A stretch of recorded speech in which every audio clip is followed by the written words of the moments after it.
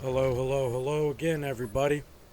Welcome to another episode of World of Tanks with your host, TedTokez.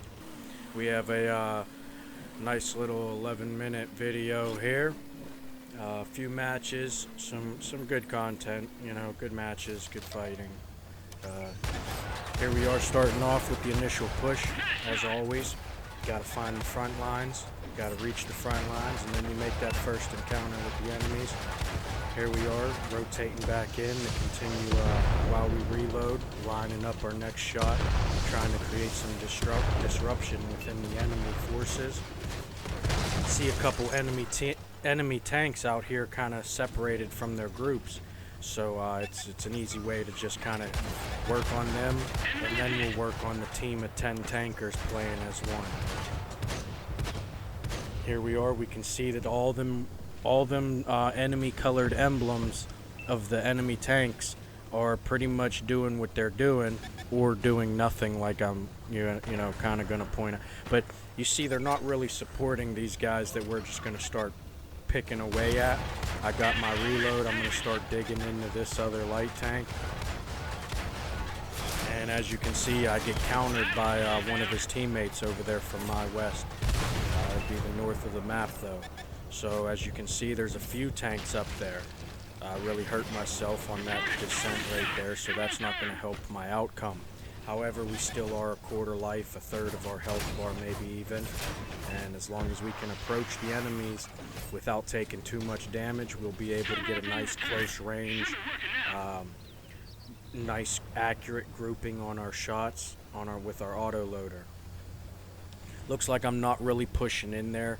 I probably realize if I do, I'm probably just going to get shot by 1, 2, maybe even 3 bullets of those 4 to 5 tanks over there in that group. And they'll probably just finish me before I even get to close the gap. And as you can see, I might have got shot or not, I don't know there, but I got definitely hit the ground too hard and I finished myself off with that. Not what I intended. However, when you hit airborne move, when you drive around like that, just to see, make it a little more interesting of a gameplay. I could have went around that little slope there and took the long, safer way, but I took my chance, and it looked like I might have got shot right before as I was in the air. However, I died on impact, so it says I suicided or self-destructed, whatever you want to call it, and now we just have to wait for our teammates to finish up the rest of them enemies, as they just now did.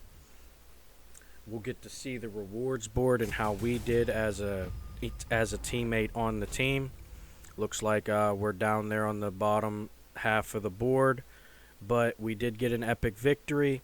I feel like I participated in that outcome creation, and I feel good about my playing there. I'm not going to say I did great. Definitely made some mistakes. The 1,500 of my own health out of the 2,100 that I did lose to myself could have been avoided, and it would have turned it into a much different outcome for myself. Here we are in the next match. We make that first approach to this battlefield. Make a nice little peek. We see some with true vision. Don't get a whole lot of scouts. Don't get a lot of binoculars there for the first spot. But we spotted a few of them even with the true vision, and that was enough for us to know not to just peek back over that same hill. So we take a side peek. Look like we dodged a bullet or two, a few more right there. And we rotate back in. We missed our chance on taking advantage of one of them tanks. I kind of distracted myself, not just picking that guy and tearing into him. I kind of was looking around for a follow-up shot after. That way I didn't have my turn in a wrong direction chasing that guy that I probably wasn't going to get to keep shooting anyways, because he was popping the same hill that I progressed over, except we were going the opposite directions. I come back in over that same peaking position. We make a nice wide flank through our own smoke. That's going to cause some disruption in these enemies up here in this corner, which is exactly what I want right now, because they have those smokes there. those smokes on the other side that I didn't throw, that's going to allow them to have the cover that they need to prevent our team from taking advantage of them being in a non-advantaging position, which is fully exposed. They are progressing, which is good, but even though they're progressing against my own team, they're still putting themselves in a position that doesn't really give them any advantages, besides the fact that they're the dominant factor of the situation, having the high ground and having that hill for them to back up behind. Still using it as leverage, even though some of them were pushed a little bit beyond the peak of the hill to where they wouldn't just be shooting over the crest of it. They're still holding that hill, though. As you can see, like I was saying, they're going to choose to play the peek and pop instead of taking that not as advantaged position, which is pushing the hill to get rid of or try and make an impact on our force that's on that north corner there. Here I am, making a push into the enemy territory. I see an opening and I try to chip away into one of these enemies. Looks like I get most of my bullets off. I almost dodged a collision, but it looks like someone was overwatching enough to finish that one tank. I think it was a Jaguar, Jagpan, I don't know. I can't remember the name of it, but we got that initial guy that we were targeting. He's chasing us, so we counter that. Luckily, he gave us a straight enough shot that as he was chasing us, we could just shoot behind us and hit him as we locked on, and preferably using the trajectory of our movement, not just the barrel, in our advantage at that point, because we had to counter his approach as he was going to try to, make an impact against us.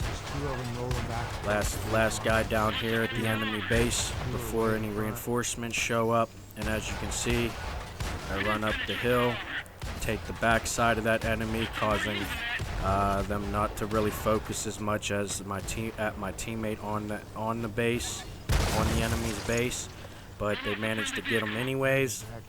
So at this point, I was gonna just kind of try to relocate myself, but they ended up getting me as I was repositioning, and now all these guys on the top will now, I guess, eventually work their way down. And, they'll get them last couple tanks that are left. Again, I may be dead, but I feel like I made a big impact on the outcome. And so that's good enough for me, no matter where I end up on the board. They're going to get points that they're going to get higher up on the board just because they survived longer. Even if they weren't in a battle or did anything, they're going to get the survive bonus. So, I'm not really worried about where I'm at on the board when I die. I know, I'm either going to end up in a few places, either first, 15th, or probably 4th. Or definitely somewhere in between any of those, as always. That's really the only 4 outcomes for me. It's pretty standard, though. I get first, 15th, or 4th. It's just because of how I play. It's what I do, how I do it, where I do it at, when I'm doing it. And that's just how that rates in comparatively to what you guys do on a normal basis. As you can see, the team finished that one up. They managed to destroy all the enemies, so we got a victory by destruction or domination, whatever you want to call it. I got 3rd place that time, so I did do a little bit. Even though I was dead for half the game or so. Maybe a little less than half the game this time. You know what I mean? I lived a little more than half the game that time. But regardless, I got 3rd place, so that's pretty good, in my opinion. Like I said, I'm not too concerned with where I'm at on the board, but it does, no matter where I'm at on the board, it does relay a certain bit of information that does matter to me. Because I'm not trying to out-compete my own team. I'm just trying to compete alongside my team. I want to help them be great. I want to be great. I want to be good enough to know that I was helped. and I don't want to be so helpful that I'm the only one helping, as it often feels when you're on the front line by yourself. You can see how many games we've played with this armadillo, or even the leopard 2A5, or any of our tanks. If you watch some of it, we're generally always on the front line. I think the only tank that I've really have any videos uploaded where I'm not on the front line every most of the time, it's very rare. I don't have many. Maybe, excuse me, I'm sorry.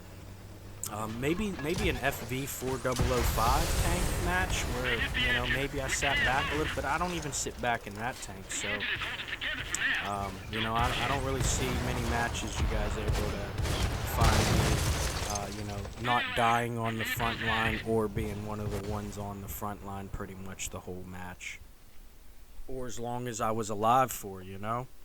But that's that match. And that's that video, guys. I hope you enjoyed this one. I know this one was a little bit different. We didn't talk entirely about the game itself, but we did. We're going to dig more into the depth of the game and the game's mechanics as far as tactical decision goes, and why I do the things I do while I'm alive actually playing and participating in the game. And if you're looking forward to that, maybe give me a thumbs up. If you enjoyed this video, check out some of the other ones. There's ones a lot better than this one. This one is not a bad one. I would not believe this one to be a bad one. However, you guys are feel free to make your own opinions. Maybe let me know how I could do them better. If you have any ideas on what I should do or talk about,